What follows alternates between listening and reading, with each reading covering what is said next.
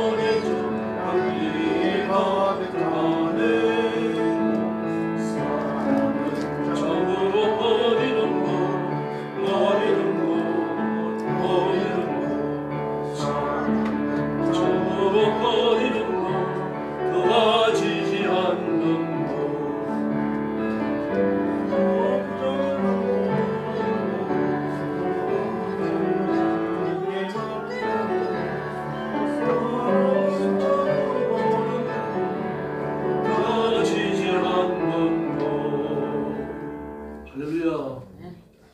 421장 부르겠습니다.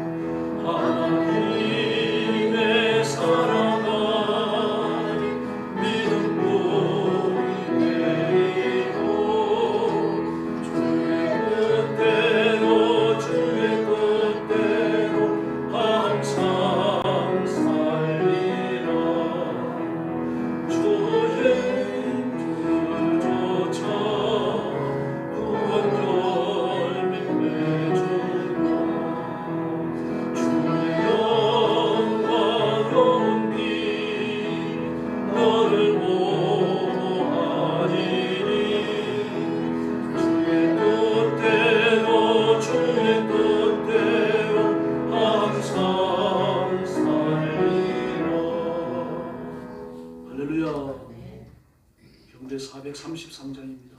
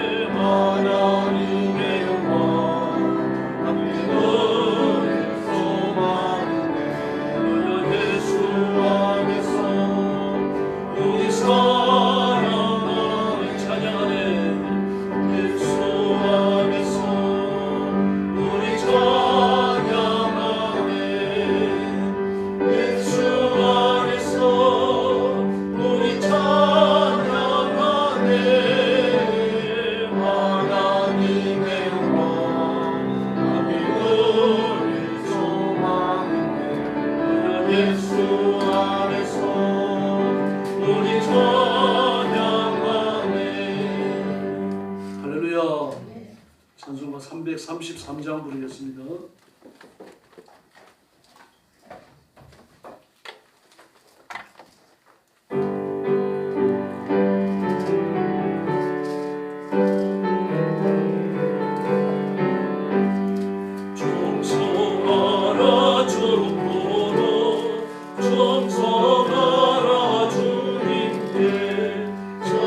절권이라 되오 주의 사랑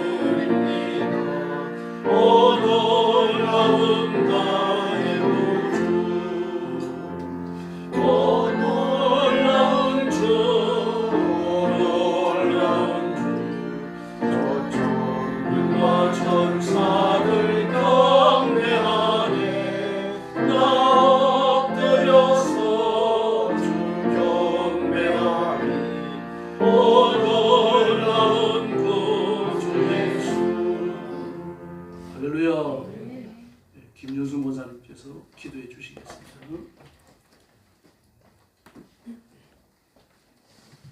사랑이 많으신 하나님 아버지, 주님의 사랑과 은혜를 감사드립니다.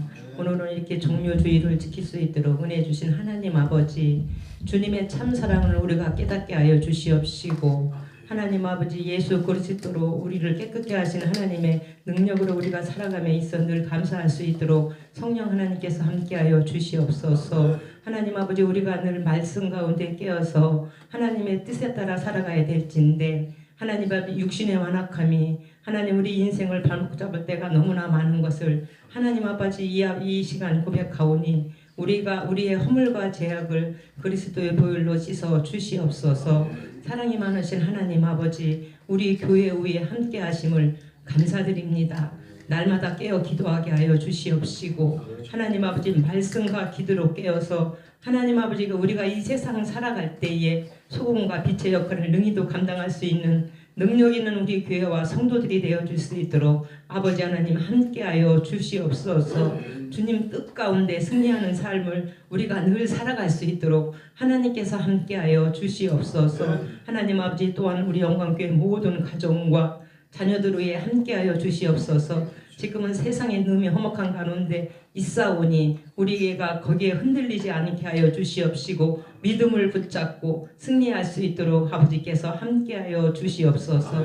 하나님 아버지, 이 시간에도 세계 각국에 흩어져 복음 전하는 사랑하는 귀한 선교사님들 위해 함께하여 주시옵시고, 그들이 가는 곳곳에 복음의 놀라운 폭발적인 역사가 일어날 수 있도록 주님께서 함께하여 주시옵시고, 그들의 안전을 지켜 주시옵소서. 하나님 아버지, 우리 대한민국 위에 함께하여 주시옵소서. 대통령을 중심으로 한 모든 의정자들이 회개하고 주님께 돌아오게 하여 주시옵시고, 정령 민족과 나라와 백성을 위한 정책들을 하나님 아버지 행할 수 있도록 아버지께서 함께하여 주시옵소서. 하나님 아버지, 이 한 시간도 귀한 사자님 단위에 세우셨사오니 감사를 드립니다. 늘 능력의 장종에 붙들어 주시옵시고 영육간에 강건하게 하여 주시옵소서. 전해주는 말씀이 우리의 심령에 박혀지는 말씀이 되게 하여 주시옵시고, 그 말씀을 따라 우리가 승리할 수 있도록 하나님께서 함께하여 주시옵소서. 이 한 시간도 온전히 주님께서 함께하여 주심을 감사드리며, 우리를 영원히 사랑하여 주신 예수님의 이름 받들어 간절히 기도 올리옵나이다. 아멘.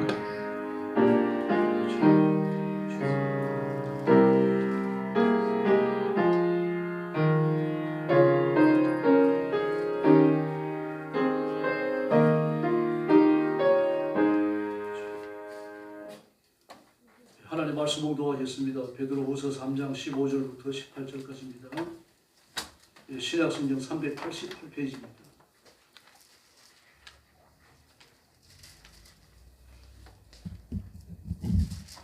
신약성경 388페이지, 요한일서 1장 베드로후서 3장 15절부터 18절 한 절씩 교독하겠습니다.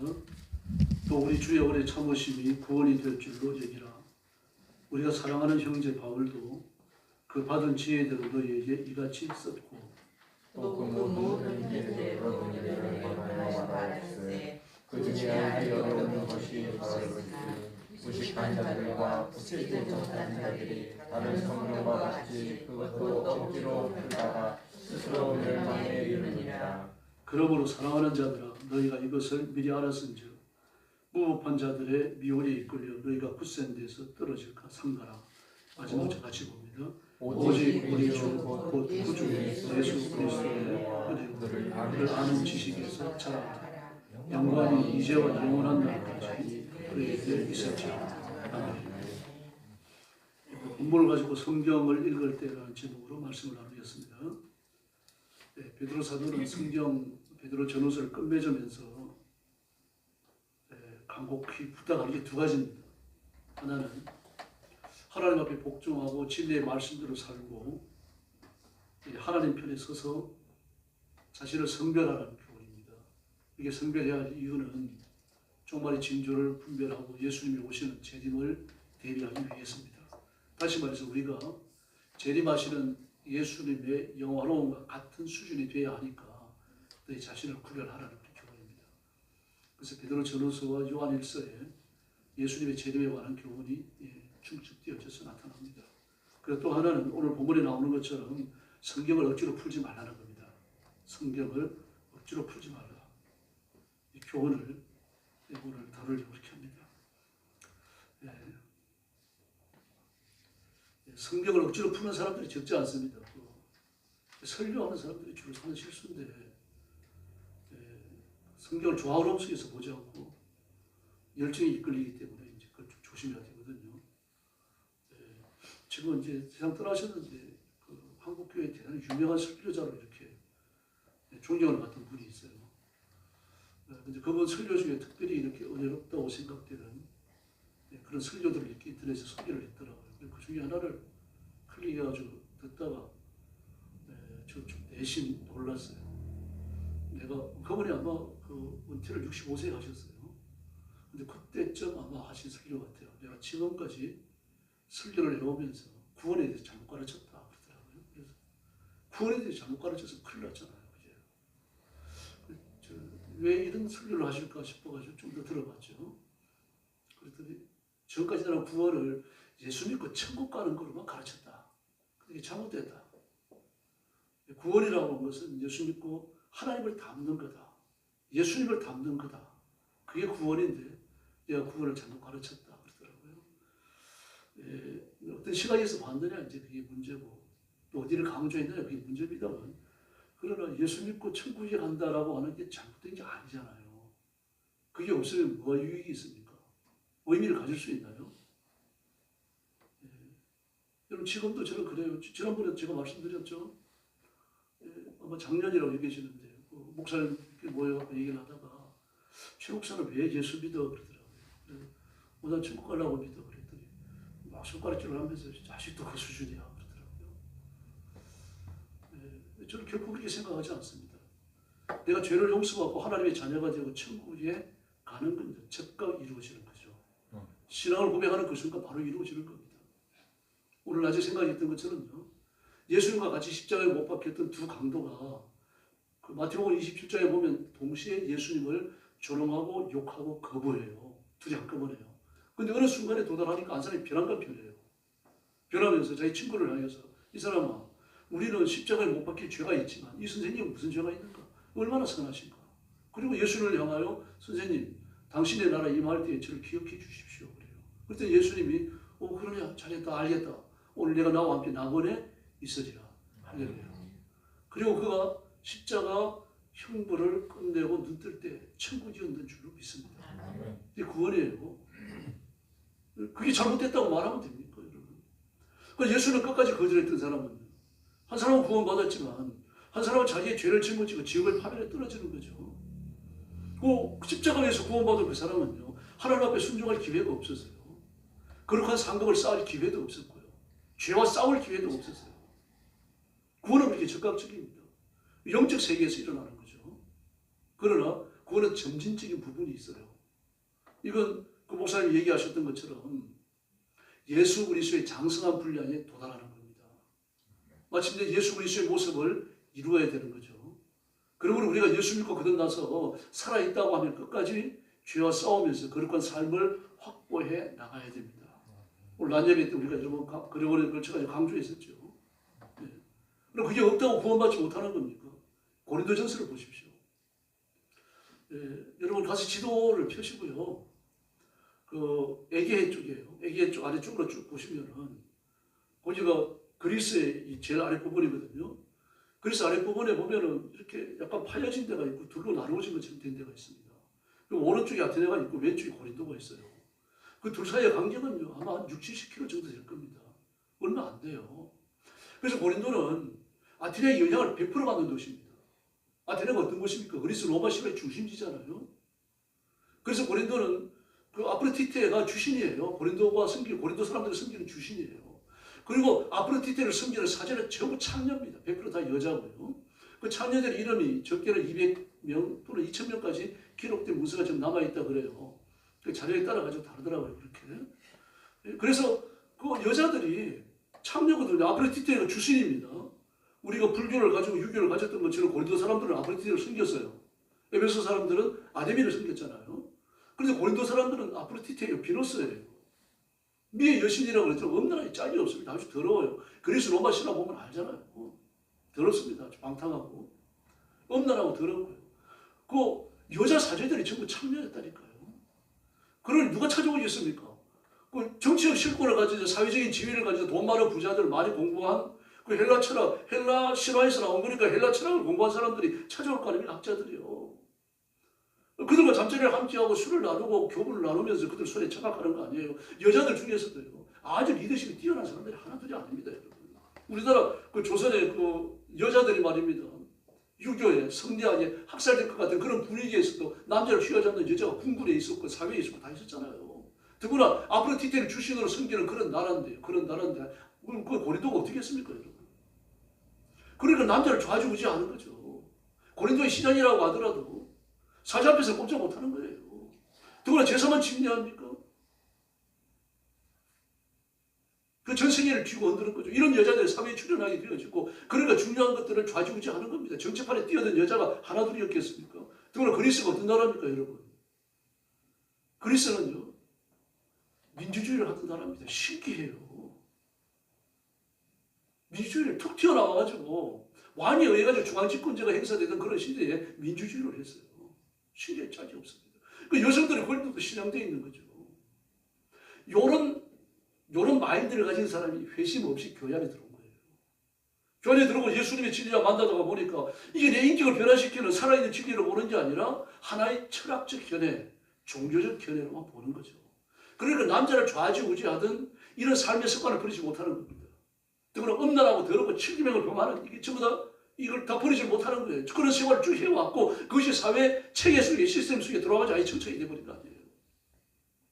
그래서 바울 사도께서 고린도 전서를 쓰면서 무섭게 질타하잖아요. 고린도전서 5장을 보십시오. 너희 중에 이렇게 더러운 죄를 짓는 사람이 있다고 하는데 그 어머니를 취하였다. 아버지의 아내를 취하였다. 그러니까 친어머니는 아니에요. 계모예요. 계모. 그렇다면 그런 일이 있어서 되겠어요? 르우벤도 계모를 취하는 죄를 짓고 어떻습니까? 그 장자의 자리에서 쫓겨나잖아요. 장자의 복을 다 빼앗겨버립니다. 장자의 복을, 지상의 복을 요셉이 가져가죠. 그래서 요셉은 12지파에서 빠지고 요셉의 두 아들이 에브라임과 므낫세가 들어오잖아요. 두 몫을 차지했어요. 장자의 복을 받은 거 아닙니까? 그리고 그 여자의 한씨로서 메시아의 계보를 이어가야 될 영적 장자의 복은 유다에게로 가버립니다. 창세기 49장을 보십시오. 르우벤을 향하여 하는 예언이 여러분 저주에 가까워요. 그 그 위관이 초등하고 굉장히 탁월했다만 물에 끓은 것 같았는지 버려졌다고 말을 해요. 그런데 고린도전서 5장이에요. 르우벤과 똑같은 범죄가 저질러졌어요. 이런 사실을 알고서는 왜 정죄하지 않느냐 입니다. 왜 그렇습니까? 이 탐한 사람이 일어났으니까요. 아프로디테를 섬기는 그 더러운 것이 이미 사회 속에 깊이 들어왔고 그런 사람들이 교회 안에 들어와서 깊은 회심 없이 교회를 이루어가고 있으니까 그들이 잘났던 거예요. 근데 바울이 뭐라고 말합니까? 내 영이 너희들의 회의에 내가 참여했었다. 내가 가면 그냥 두지 않겠다. 이런 사람들은 죽여서 그 육신은 사단에게 내어주더라도 영이나마 구원받게 해야 된다. 명확하게 드러나지 않습니까, 여러분? 그래서 안 되겠습니다만 범죄했다 그래갖고 구원 못 받고 지옥에 떨어지는 거 아니에요, 여러분. 회개하면 되는 겁니다. 그래서 고린도전서에서 뭐라 그럽니까? 너희들 중에 보니까 하나님 나라에 갔을 때 상급을 받는데 그 보니까 불난집에서 도망 나온 사람 같다. 불난집에서 도망 나온 사람 같다. 고린도는 굉장히 따뜻한 곳입니다. 그 항구가 있었는데요. 그 애기 아래쪽에 있어가지고 그 위치를 보면 압니다. 태풍이 일어나도 안전한 데가 고린도 항구예요. 또 겨울에 얼지 않으니까요. 그쪽으로 여행하는 배들이 겨울은 거기서 나고 가는 데가 거기거든요. 그 과동하는 배가 많았어요. 고린도가 그런 데입니다. 그러니까 살기 좋지요. 돈이 흔하죠. 막 세상의 문물을 다 교체하죠. 문화와 문명이 뒤섞이는 데가 거기거든요. 거기에 세력을 잡은 여자들이 지금 활기를 치고 있는 겁니다. 지금요. 그러면서 그런 죄들이 너무 빈번하게 이루어지고 벌어지고 있으니까 우리 탄식을 하는 거 아닙니까? 또 하나 중요한 교훈을 하죠. 그게 뭡니까? 여자들이 남자를 가르치는 일 절대로 하지 마라 그럽니다. 여자들은 집에서 배워라. 교회 와서는 중요해라. 그럼 왜 그렇습니까? 교회 중요한 일들을 여자들이 나서가지고 다 좌지우지 해버리고 남자들 그 앞에서 가만히 있어야 되니까요. 지금 그걸 지금 지적하는 거예요. 막 그걸 고린도전서에 그 교훈을 따가지고 갖고 오늘 대한민국 같은 데서도 막 여자 장로님 안 세우고 목사 안 세우고 이 죄 짓는 거예요, 여러분. 옳은 게 아닙니다. 만약에 대한민국이 고린도와 같이 그렇게 극심한 죄 속에 헤매고 있다고 하면 그 말씀을 지켜야 되는 거죠. 우리는 그렇지 않잖아요. 우리 유교적 전통과 유교적 체계를 가지고 있거든요. 유교가 어떻습니까? 성경적 율법주의하고 비슷한데 한두 군데가 아닙니다. 저 4월 셋째 주에 시대정신에 관해서 설교할 거예요. 근데 오후 예배가 없으니까 설교 좀 오래 할 겁니다. 유교적 메커니즘이 무너지고 나면요. 이걸 대신할 수 있는 전통과 정통의 도덕적 체계가 없어요. 성경밖에 없어요. 근데 우리나라가 그런 나라가 아니지 않습니까? 지금요. 무너졌지만 고린도 교회와 같이 고린도 전서와 같이 그렇게 문란하고 더러운 나라가 지금 되어 있는 건 아니지 않습니까? 근데 고린도 교회는 심각했어요. 막 그런 사회적 현상이 교회 속으로 물밀듯이 밀려왔기 때문입니다. 그 두 가지를 철저히 금한 겁니다. 칠명 범하지 마라.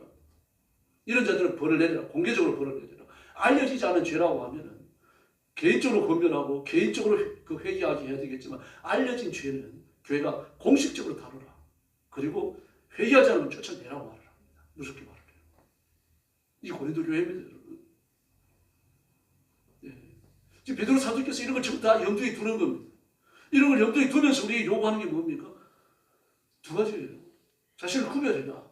예수 그리스도께 재림하실 때 그분의 거룩하신 것 같이 너희도 거룩해야 된다. 그분의 신부이기 때문이다. 그게 이러기 위해서 하나님의 말씀을 따라 살아야 되는데 그 일을 위한 기초가 뭐냐? 성경을 억지로 풀지 말라는 것입니다. 마찬가지입니다, 여러분. 구원은 두 가지 영역이 있습니다. 다시 말씀드립니다. 좁은 영역이 있어요. 예수 믿는 그 순간 바로 우리가 거룩해져서 하나님의 사람이 됩니다. 로마서에 보면요. 그 상태를 영화롭다고 말했어요. 영화로움을 우리가 죄와 싸우면서 이 확장해 나가는 영역도 있습니다만요. 예수 믿고 나면 바로 성화되고 바로 영화로워져요. 우리 영혼이 그렇습니다. 어떤 만큼 영화로워집니까? 어떤 만큼 성화됩니까? 육신의 장막을 벗을 때 그 자리에 죽는다면 천국에 갈 만큼 영화로워지고 성화돼요. 그걸 죽지 않잖아요. 예수 믿고 나서 바로 죽는 게 아니죠. 살아있잖아요. 저도 중학교 2학년 때 수련회 갔다 거든 나왔습니다. 몇십 년 동안 살아있어요. 우리 몇십 년 동안 살아있는 이유는요. 죄와 싸우고 사단의 권세를 깨뜨리고 하나님 앞에 순종하면서 이 땅 위에서 주어진 사명을 떠나 하나님이 저를 부르실 때 뭘 하라고 목적이 있어 부르신 거 아닙니까? 그 부르심에 순종해야 되고 그러면서 육신의 모든 충력과 욕심과 세속에 대한 쾌락들과 싸움에 나가야 되는 거죠. 이러면서 예수님이 장수한 분량에 도달하는 거죠. 많이 성장해서 막 예수님의 모습을 많이 입었다가 뚝 떨어져 갖고 낙심하기도 하고 울면서 회개하기도 하고 또 일어서가지고 용서와 같이 나가기도 하고요. 그러면서 우리가 전체적인 면에서 본다면 점진적으로 성장하는 줄을 믿습니다. 근데 문제는 막 성령 충만해갖고 부러질 때 막 불이 막 가슴이 뜨거워지고 말입니다. 막 밤새도록 기도해도 1시간 기도 안 한 것 같고 말입니다. 막 몇 시간씩 성경 읽어도 부족해갖고 아이고 조금만 더 읽어야 되겠다. 조금만 더 읽어야 되겠다. 그런 적 있잖아요. 얼마 동안이나 그랬습니까? 그런 체험이 몇 번 있었습니까? 믿음이 그런 체험이 쭉 이어지지 않은 게 믿음이 없어서 그래요? 아니잖아요, 여러분. 그런 은혜를 주실 때가 있는 거죠. 은혜의 왕권은 누구한테 있습니까? 하나님께 있어요. 나한테 있는 게 아닙니다, 여러분. 그래서 은혜를 달라고 구할 수밖에 없어요. 은혜 안 주시면요. 왜 은혜 안 주세요, 하나님? 그때는 이런 은혜 주셨잖아요. 왜 지금은 이렇게 저를 이렇게 쳐박아 두시는 거예요, 하나님? 이거 따질 수 있는 거예요, 여러분. 이 말씀 억지로 풀면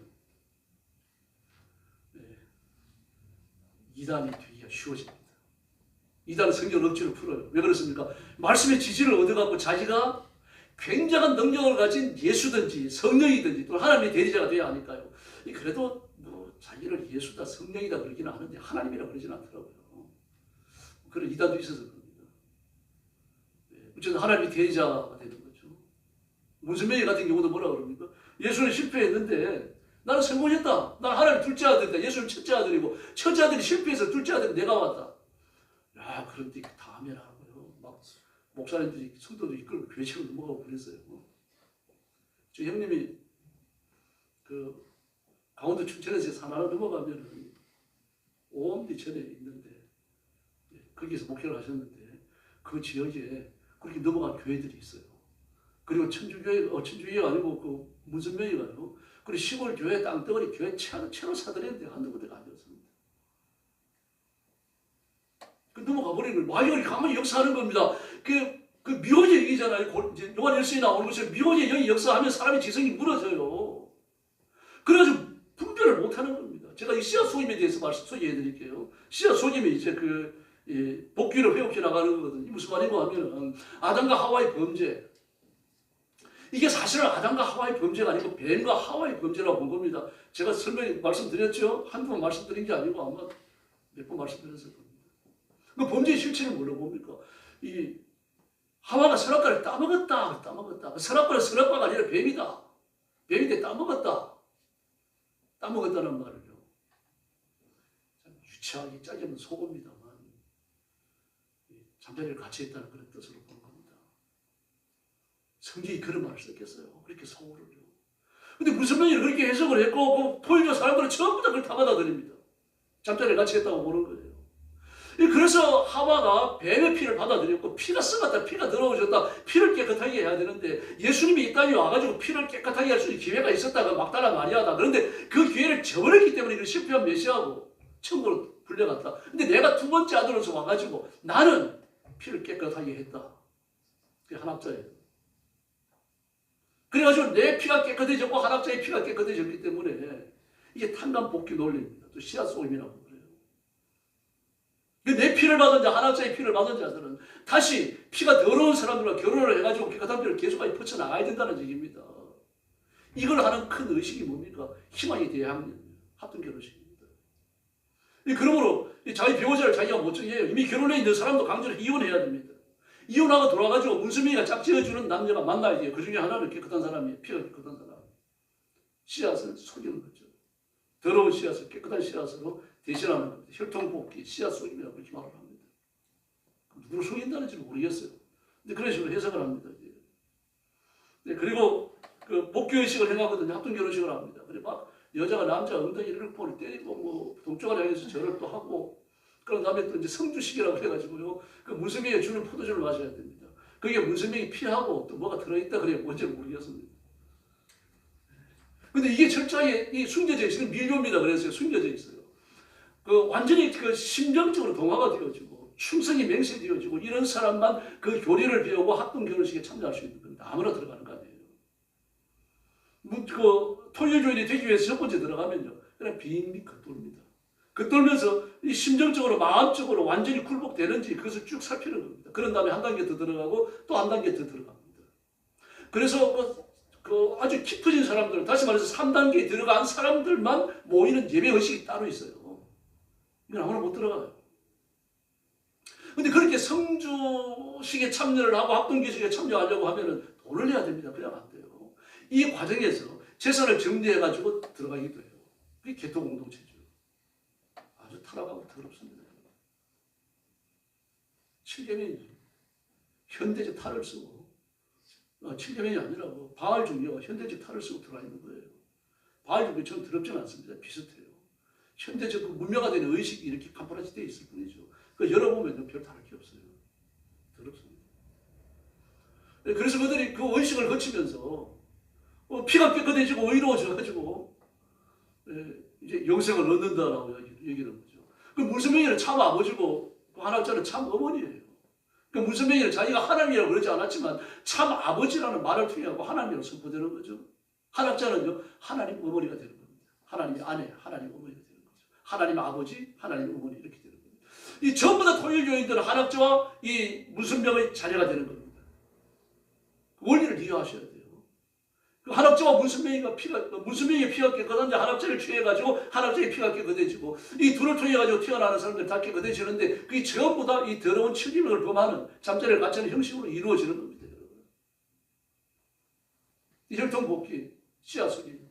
또 피가람이라고 하죠. 그래서 이 참 아버지, 참 어머니는 문선명과 한학자밖에 없고 나머지 전부 다 그 자녀들이에요. 새끼들입니다. 이래가지고 새끼가 새끼를 치고 이러면서 전 세계에 수십만, 120만까지 늘어났었다 그랬죠. 그렇게 늘어났고요. 최근에도 일본 같은 경우는요, 그 돌기 헌신된 사람들이 하나둘이 아닙니다. 그 예쁘게 짤없는 여자들이 그 무슬림한테 홀랑 넘어가갖고 말입니다. 그 혈통복귀 씨앗 뭐 피가람 여기에 넘어가가지고는 아르바이트를 하는데 꽃도 팔고 심지어 몸도 팔아요. 그래야 그 돈을 대한민국에 보내는 겁니다. 이게 일본에서 드러나가지고 통일이 해체됐잖아요. 보면 해체됐지만 실제로 해체가 안 됐어요. 그대로 엄연히 그대로 존재합니다. 밀교로 존재하고 있는 거죠. 이단이 이렇게 무섭습니다. 그 신비주의자들은 하나님 은혜의 원리보다 개인의 노력을 상달시키는 겁니다. 특별히 장로교인들 조심해야 됩니다. 우리 하나님 은혜로 구원받는 줄 믿습니다. 이 원리를 잘못 이해하면 두 가지 함정에 빠져요. 하나는 도덕 폐기론입니다. 하나님 은혜로 구원받았었고 내 능력으로 구원받는 거 아니니까 죄 지어도 괜찮다. 미래의 죄까지 용서받았으니까. 구원받잖아요. 권신찬이, 박옥수, 밝은 세계 성경인가요? 지금도 있어요. 그리고 1년에 한두 번씩 그 장춘체육관 그 빌려가지고 이 집회를 해요. 근데 지금도 그게 빠져있는 사람들이 한둘이 아닙니다. 이렇게 인간의 노력을 강조하거든요. 인간의 노력을 강조하다 보니까 어디로 빠지게 되어집니까? 도덕 폐기론으로 빠진 사람도 있지만 완전주의로 흐르게 됩니다. 완전주의. 다시 말해서 내가 하나님 앞에 죄를 짓지 않아야 된다고 도덕적 완전주의예요. 이 도덕적 완전주의는 아주 위험한 겁니다. 자유주의와 보수주의는요. 종이 한 장 차이입니다. 종이 한 장. 중세의 천주교가 타락하니까 우리나라도 그런 적이 있었습니다만 외정시대 때 그런 때가 있었습니다. 세례를 받고 하나님의 자녀가지고 왕성하게 율법에 순종을 하고 막 교회를 이렇게 세우고 이렇게 살다가 타락이 임하니까요. 타락이 임하니까 그 타락을 피하기 위해 그 죄와 타협하게 되는 거죠. 타락을 누가 합니까? 타락한 천주교회가 하는 거죠. 교황이 하는 거죠. 그 죄를 짓는 거예요. 세례받은 몸으로 죄를 짓고 악하게 살고 말입니다. 그 온갖 더러운 죄들을 다 짓고요. 제가 그 천주교 비판에 대한 것을 여러 번 여러 시간에 걸쳐 말씀드렸죠. 제가 천주교 비판을 말씀드린 건 객관적으로 살핀 요것만 아니고 그 사람들의 기록을 본 겁니다. 여러분. 천주교 백과사전이 있어요. 캐톨릭 백과사전. 거기에 보면요. 천주교에 대한 좀 개신교도 그랬으면 좋겠는데 쫙한 기록이 참 많습니다. 교황들이 어떤 죄를 지었는지 교회가 어떤 죄를 지었는지 역사적으로 그걸 다 기록해놨어요.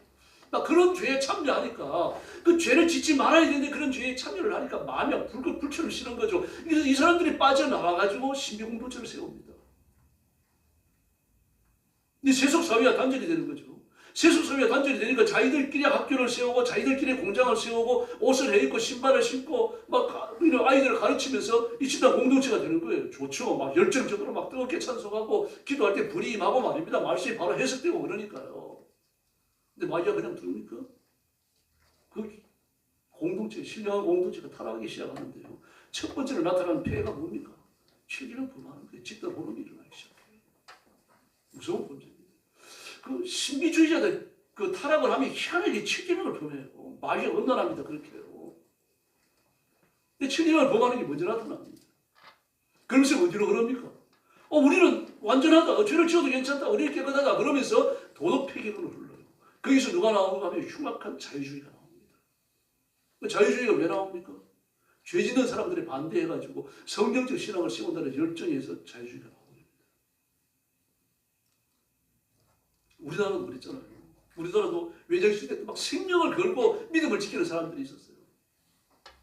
막 순교를 각오하고. 그런데 어떤 사람들은 대강대강 예수 믿고 말입니다. 뭐 우상 앞에 가서 절도 하고 뭐 이렇게 동방여배도 하고 뭐 목사님이 성도들 데리고 앞장서서 말이야. 예배 시간에 일장기 갖다 놓고 말이죠. 그 앞에 절하고 그러면서 또 국제 액자에 넣어가지고 교회당 십자가 위에다 걸어놓고 그랬던 사람들이 일제가 물러가고 나니까 말입니다. 막 독립운동을 한 것처럼 신앙을 지킨 처럼 말입니다. 그리고 나서갖고 말입니다. 교단을 만들고 말입니다. 정상적인 목회활동을 하니까 이 사람들도 가슴이 부진하는 거죠. 그래가지고 막 초녀석사에 나서가지고 죄 지은 놈들 누구 있는데 세례 다시 받아라. 그래 제세례파가 나타났어요. 이 사람들이 고신의 정신입니다. 여기에서 나와가지고 제세례는 너무하다. 그러나 율법은 지켜야 된다. 이래가지고 나온 사람들이 고립합니다. 우리나라도 그랬었어요, 여러분. 그리고 제세례파가 지금까지 경건하게 잘 사느냐? 아닙니다, 여러분. 두 쪽으로 쪼개지고 내 쪽으로 쪼개지고 지금 있는지 없는지도 몰라요. 자기끼리 싸우다가요. 왜 그렇습니까? 나는 진리 위에 섰는데 너는 왜 범죄하느냐. 그래가지고 막 서로 정죄하고 서로 단죄하고 그러다가요. 그래 되는 겁니다. 왜 그렇습니까? 인간의 노력을 은혜보다 앞세우니까 그런 거죠. 우리 죄를 지적받으면 겸손해야 돼요. 하나님 제가 죄인입니다. 가슴을 쳐야 되는 거죠. 왜 이런 일이 벌어져요? 구원에 대한 몰리입니다. 하나님의 말씀에 대한 정직한 해석을 안 했기 때문입니다. 자기 열정이 앞선 거죠. 말씀을 이용해갖고 자기의 의견, 자기의 생각을 관철시키고자 했던 겁니다. 이게 교회를 깨뜨리고 교단을 갈라놓게 만들고 성도들끼리 원수를 만들고 이렇게 되는 겁니다. 그럼 성경 읽다가 이해가 안 되는데 그걸 어떻게 해야 됩니까? 저도 이해 안 되는 게 한두 가지가 아닙니다. 이제 원어를 읽으면 그래도 이해되는 부분이 많아요. 영어 성경도 한 가지만 읽어서는 안 되고 영어 성경이 수십 가지가 됩니다. 그 중에서 보수교단에서 인정하는 영어 성경들 몇 가지 갖다 놓고 이렇게 그 원어 성경하고 우리나라 해석된 성경하고 좀 비교해 보면 이게 이런 뜻이구나 알 수가 있습니다. 그런데 그 작업을 성도들이 할 수 없잖아요. 먹고 살아야 되는데 직장이 나가고 사업해야 되는데 몇 시간씩 앉아가지고 그걸 어떻게 하겠습니까? 그걸 배우셔야 돼요. 설교를 귀담아 들으셔야 되고 기회가 있다고 하면요. 스스로 성경을 부지런히 읽으셔야 됩니다. 우리 한글 성경이 아주 우수해요, 여러분. 이제 번역성의 문제도 좀 없는 건 아닙니다. 있습니다. 제가 성경을 읽어가면서 번역성에 어떤 문제가 있는지 지적해드렸죠. 원문에 비교해볼 때, 수리아 번역과 비교해볼 때, 라틴어 번역과 비교해볼 때 이런 문제가 있다 말씀을 드렸어요. 배우셔야 돼요. 그걸 배우지 않더라. 어차피 배우셔야 되는데 그러나 늘 배울 수도 없지 않습니까? 성경 66권을. 그러니까 성경을 기록하면서 읽으세요. 성경을 기록하지 하신 분이 성령님이신 줄 믿습니다. 그리고 성령님은요, 성경을 해석하는 해석권도 갖고 계시는 거예요. 이게 성령의 비침입니다. 그 성령님이 은혜를 구하셔야 돼요. 성경만 부지런히 읽으셔도요, 절대로 이단에 빠지지 않습니다. 성경을 안 읽으셨어요. 그 이단에 빠지는 거예요. 배경희 목사님이라고 계세요. 배경희 목사님, 고려파 목사님인데, 이걸 108라 그래갖고요, 부산 서북교회입니다. 지금도 서북교회가 있는데, 제가 신학교 다닐 때, 신대원 다닐 때 주일학교가 10,000명이 됐습니다. 전 세계에서 주일학교가 가장 큰 교회예요. 딴 거 안 합니다. 배경희 목사님이 주일날 설교하시면 그 설교를 녹음을 합니다. 그때만 하더라도 막 이렇게 녹취밖에 할 게 없었어요. 뭐 비디오를 찍고 이런 게 없었으니까. 그 녹음을 떠가지고 녹음을 전부 기록을 합니다. 기록을 해가지고 한 가지 취합을 해가지고 그걸 가지고 성경 교재를 만들어요. 그 구역에서 공부하고 주일학교에서 그걸 설교하고 중고등부에서 청년부에 전부 그걸 설교하는 겁니다. 막 그러면서 주일학교가 10,000명까지 늘어났어요. 아주 참 장대했습니다. 그때요. 그 108라고 불렀습니다. 그 고신척교회인데. 그런데 그분과 같이 신앙생활 했던 분 중에 박이천 목사님이 계십니다. 이분은 초시 신대원에서 성경 해석학 가르치는 분입니다. 근데 그분이 그러시더라고요. 내가 지금 가장 존경하는 목사님은 백파 배경희 목사다 그래요. 학생들이 묻죠. 왜 그러십니까? 그랬더니 그분은 중학교 졸업하고 고려신학교 졸업한 게 학교에 계신 거다.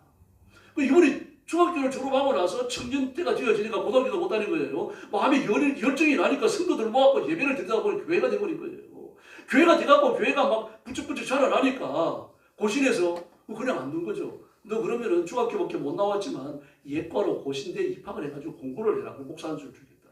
그래가지고 고신대에 입학을 해가지고 예과를 다녀서 목사 안수를 받은 겁니다. 그런데 박이천 목사님이 그래요. 나는 성령의 해석학을 미국까지 가서 공부하고 왔는데 그 양반을 보면은 성경을 가장 정확하게 해석하는 분이다. 나 그런 분을 지금까지 못 만나봤다. 그러시더라고요. 성경 해석을 전문가가 얘기하는 건 맞는 거죠. 다시 말해서 하나님의 말씀 한글 성경만 부지런히 읽는다고 하더라도요. 잘못되지 않아요. 문제는 성경을 읽고 성경이 주는 교훈을 따라가는 게 아니라 성경의 교훈을 갖고 자기의 의견을 관철하려고 할 때 그때 문제가 일어나는 겁니다. 그래서 읽다가 이해가 안 되시면 그냥 넘어가세요. 저한테도 물어보시고요. 저도 100% 답변 못합니다. 그러나 이 말씀을 읽고 엎드려 기도하면 겨울이 지나가고 봄날이 오는 것처럼요. 그 말씀에 대한 이해가 깊어질 줄로 믿습니다. 그리고 성경 읽을 때 제가 여러분들에게 반복해서 부탁드립니다만 하루에 석 장씩, 넉 장씩, 5장씩 읽어내려가는 것도 중요합니다. 그러나 더 중요한 건요. 시간을 내서 밤잠을 줄이더라도 성경 통으로 읽으세요. 마태복음 전체를 한 번에 읽으세요. 마가복음 전체를 한 번에 읽으시고요. 듣기 싫어도 아멘 하셔요. 그러면 어떤 유익이 생기는가 하면요. 마태복음을 하루에 5장씩 7일 동안 28장까지 있나요? 5, 6에 30, 6일 동안 읽는 것보다요. 마태복음을 하루에 5장씩 6일 동안 읽는 것보다 여러분이 마태복음 한 권을 통으로 읽어버리면요. 스토리가 생겨요. 스토리를 볼 수 있어요. 아, 마태복음이 이런 책이구나. 이게 생긴다는 말입니다. 그러나 하루에 5장씩 읽어가지고 일주일 동안 마태복음 읽는 걸 4번, 5번 읽더라도요. 그 스토리가 안 생겨요. 스토리를 못 봅니다. 그러나 통으로 읽으면요. 마태복음 전체를 한 번에 읽어버리면요. 2번, 3번만 읽으면요. 마태복음 펼치면 아 마태복음 이런 얘기지 스토리가 생겨버려요. 이걸 아셔야 돼요. 어느 책이나 마찬가지입니다. 잠언서 빼놓고요. 잠언서는 저도 막 몇십 번 읽었는데 스토리가 안 생겨요.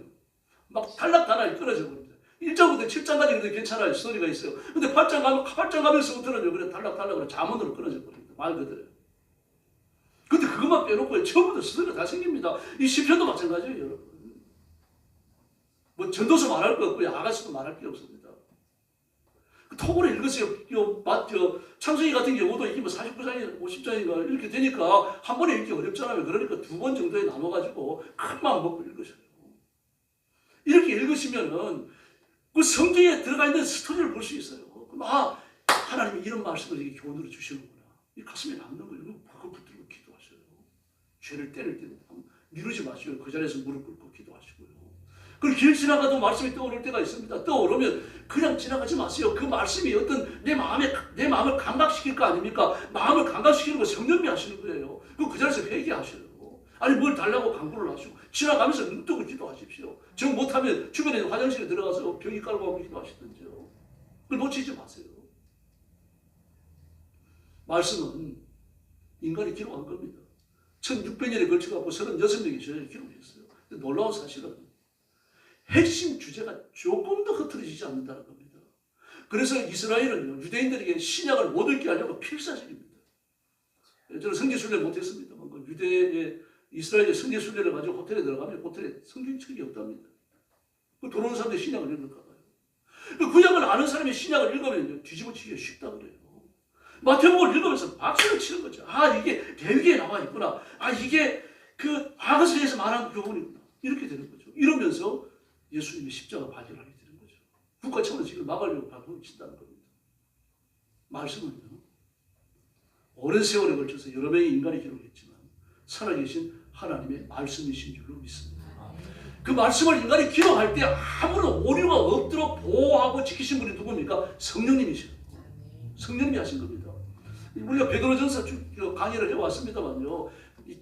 천국 가면 제가 불려가 야단받을지 모르는데 이분 무식한 분이에요. 정말 무식합니다. 베드로 안 들어 야고보 요한요. 이분들 무식한 건 예루살렘까지 소문이 났다니까요.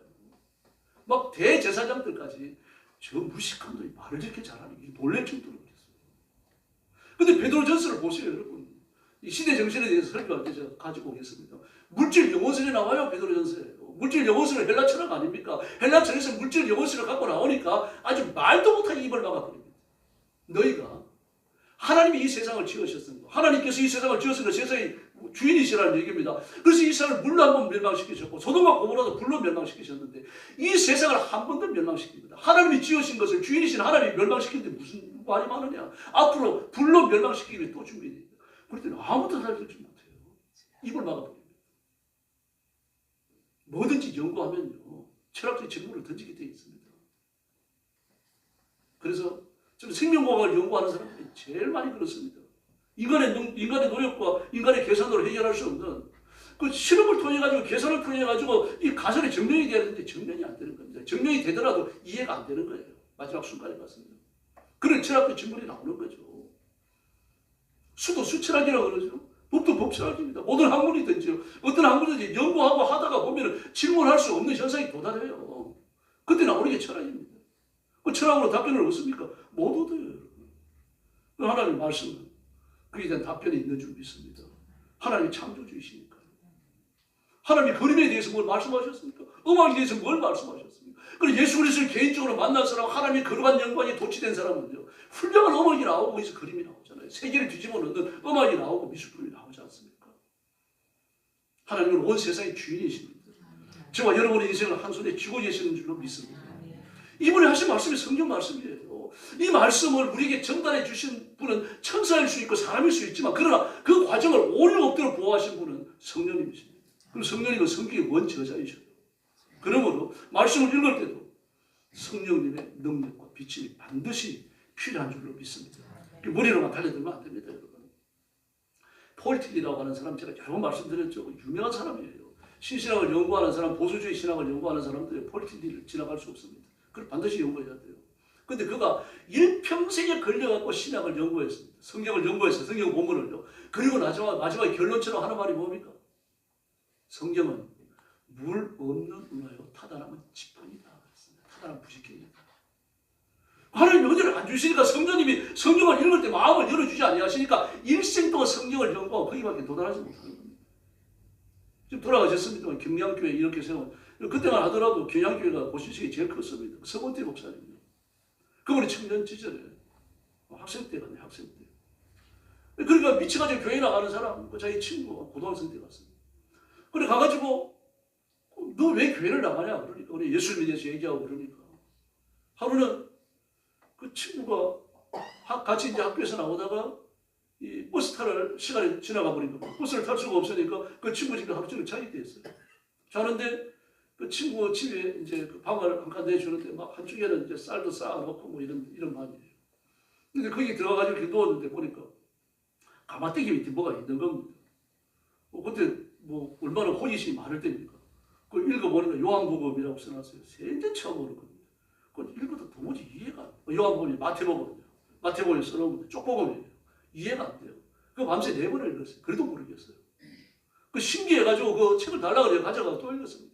또 읽었는데 마지막 내리는 결론이요. 고등학생이 좀 똑똑했나 봐요. 아, 예수는 실패한 혁명가구나. 성령님이 마음을 안 열어주시면 아무도 진리에 도달 못합니다. 그러나 성령님이 마음을 열어주시면 그날로 변화되는 줄로 믿습니다. 그래서 우리는 말씀을 읽을 때 반드시 엎드려 기도해야 돼요. 성령님, 제 지성을 열어주십시오. 제 지혜를 열어주십시오. 성령님이 이 말씀을 주셨던 그때의 의들을 저도 좀 깨닫게 해주십시오. 기도하면 성령이 살아계시니까 반드시 역사하실 줄로 믿습니다. 그리고 말씀을 읽으면서 심리적 교훈을 찾지 마십시오. 성경은 원래 들리기 위해서 주신 거예요. 기록된 건 나중에 교훈을 남겨야 되니까 기록됐죠. 들려지기 위해서요. 그럼 들려지기 위해서면 들으면 그냥 끝나버리잖아요. 기록된 게 없어요, 여러분. 그럼 들으면서 이해되도록 주신 게 성경이라는 말인데 이걸 잊어서 안 됩니다. 반드시 연구를 하고 일어나고 주신 게 성경이 아니에요. 듣고 이해하라고 주신 말씀이에요. 근데 이게 언제입니까? 1600년간의 시간을 가지고 있고 우리는 한국 끝에 살고 있고 이 말씀은 팔레스타인에서 주어지신 말씀 아닙니까? 그러니까 지금은 연구를 필요로 해요. 연구를 필요로 하지만 1차적은 뭡니까? 일단 들으셔야 돼요. 들으시고 내 귀에 들리는 해석을 쫓아가야 된다는 얘기입니다. 이 말씀의 1차적 독자는 우리가 아니에요. 여러분 유대인들입니다. 유대인들이 듣고 이해하라고 주신 게 말씀이에요. 이걸 놓치면 안 됩니다. 거기에서 출발해야 됩니다. 그러므로 성경을 읽을 때 항상 듣는 태도를 취해야 됩니다. 내가 읽는다고 생각하지 마세요. 하나님이 내게 말씀하신다. 하나님 지금 말씀해 주시죠. 제가 듣겠습니다. 그리고 성경을 읽으셔야 돼요. 그러니까 성경의 1차적 이해는요. 문자를 쫓아갈 수밖에 없어요. 예수님께서 들에 있는 백합화를 보라 그러셨어요. 그럼 들에 있는 백합화, 들은 뭔가, 백합화는 뭔가 이걸 고민하라고 지금 예수님이 하신 말씀입니까? 그렇지 않잖아요. 그 들려지는 말이에요. 들에 있는 백합화를 보라. 들에 백합화 있지. 백합화가 자기를 가꾸기 위해서 무슨 치장을 하느냐, 아름다운 걸 갖다 바르기를 하느냐. 예수님은, 하나님은 이 백합화를 지으실 때 온 세상이 아름다운 솔로몬보다 더 아름답게 짓지 않으셨느냐. 여기 해석이 뭐 필요합니까? 근데 하물며 너희들이 이때 깜짝 놀라는 거죠. 아, 그렇구나. 우리가 얼마나 규정하면 하나님께서 우리 깊이 사랑하실까. 이거에 여러분 여기서 출발해야 돼요. 백합화가 뭘까, 빈들판이 뭘까, 이거 생각할 필요 없어요. 그걸 들리는 순간에 그걸 해석할 사람이 누가 있습니까? IQ가 200도 아닌데요.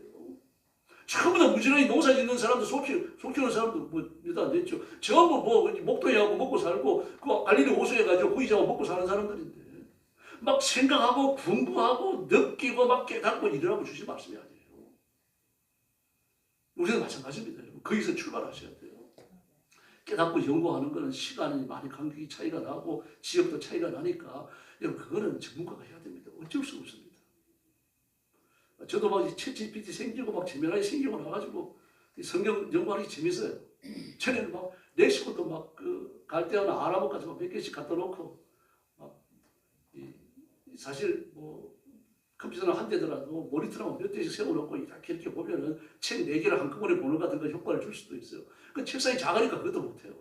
그러니까 모니터 하나 갖다 놓고 컴퓨터 하나 갖다 놓고 이리 넘겨다 저리 넘겨다 책 받다가 막 복잡한데 그 챗GPT가 나오고 재미나게 나오니까 말이죠. 막 여러 개 원어를 한꺼번에 띄울 수 있고요. 이 번역본도 몇 개를 띄울 수가 있고요. 제가 첫 번째로 느낀 게, 야, 신대원의 이 고대영어 교수들 다 쫓겨났다. 있을 때가 없습니다, 여러분. 훨씬 더 강할보다 우수해요. 신대원에서요. 이 성경을 여러 가지 사본들과 대조하는 과정을요, 한 학기 동안 배우더라도요, 성경 석장 대조하기 힘들어요. 근데 지금은 뭐 재미나게 있죠, 뭐 챗GPT 있죠, 그러니까요. 그러면 몇 시간이면 대조가 다 끝나거든요. 여러분들이 시간을 정피하고 앉아가지고 그거 다 하실 수 없잖아요. 그러니까 목사가 그 작업을 해갖고 여러분들이 말씀드리는 수밖에 없습니다. 그 말씀을 드리더라도 제가 보니까 무슨 사본에는 이렇게 해석되고 무슨 사본에 이렇게 해석되고 그것도 다 좋을 거 아닙니까? 또. 그 성경 원문에 보니까 이런 뜻이 있다 이렇게 얘기할 수밖에 없는 거죠. 하나님은 살아계신 줄 믿습니다. 제가 개떡같이 말해도 여러분 찰떡같이 알아들으시니까 대단히 감사합니다. 기도하셔야 저를 위해서 기도해 주시고 제가 삐끗하면 안 되잖아요. 저는 이 최선의 노력이 정직하게 설교하는 겁니다. 바르게 설교하는 거예요. 이 격지를 걷지 않는 겁니다. 그 하나님 앞에 갔을 때 이것 때문에 야단받지 않는 거예요. 이 스몰처치는 성도들이 봉사할 수 있는 게 별로 없어요. 좀 교회가 크면 완스톱 서비스 제공할 수 있어요. 그 교회가 적으면 목사들이 성도들한테 그게 제일 미안한 거예요. 그러나 성도들을 위해서 눈물로 기도하고 성경 연구해가지고 바르게 설교하고 이걸 할 수 있잖아요. 그래서 우리가 말씀에 바로 서십시다. 바른 설교 들어주시고요. 여러분이 집에 돌아가시다가 IPTV 켜놓고 이 설교 저 설교 자꾸 듣지 마십시오. 안 하시는 줄 압니다만 그 시간에 성경을 읽으십시오. 그리고 하나님의 도우심을 구하고 성령님의 도우심을 구하면 성령님은 권능으로 임하시고 기적을 베푸실 줄로 믿습니다. 그래서 말씀이 굳게 선 성도, 좌우로 치우치지 않는 성도, 예수님을 내 생명보다 더 사랑하는 깨어있는 성도들이 되기를 예수님의 이름으로 축원합니다. 기도하겠습니다. 자비로우신 아버지 하나님 감사합니다. 우리가 진리의 말씀에 굳게 서서 오직 예수님의 뜻만을 행하고 성령님의 인도하심만을 받게 하여 주시옵소서. 세상이 복잡한 것 하나님의 말씀으로 다 분별하여 또 분석하여 버리게 하시고 진리의 말씀만 쫓아가며 하나님의 말씀의 대안으로 이 세상을 밝혀나가도록 인도하여 주시옵소서. 저와 사랑하는 우리 성도들이 한 자루의 촛불이 되게 하시고 하나님의 말씀을 붙들고 살아가는 그 현장이 빛이 되게 하여 주시옵소서. 우리 성도들을 영화롭게 하시고 깨끗하게 하시고 성결하게 하시며 이 시대를 부끄럽게 하는 하나님의 일꾼으로 사용해 주시옵소서. 예수님의 이름으로 간절히 기도 올려옵나이다. 아멘.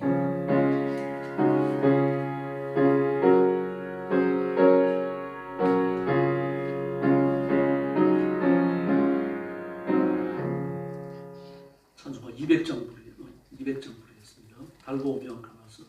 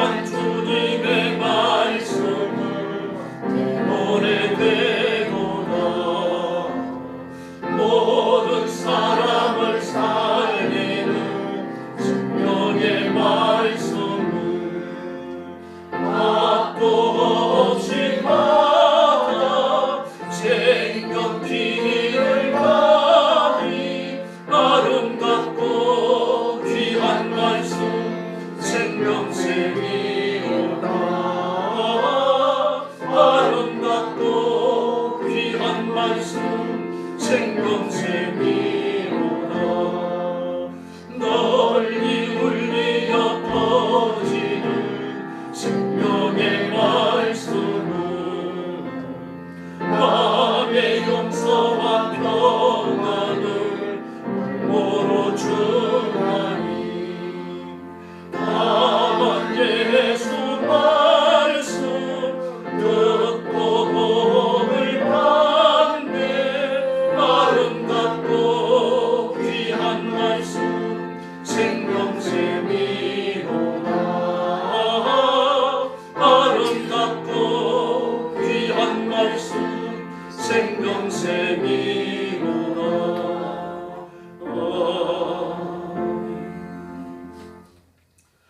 나라와 민족을 위해서 계속 기도해 주시기 바랍니다.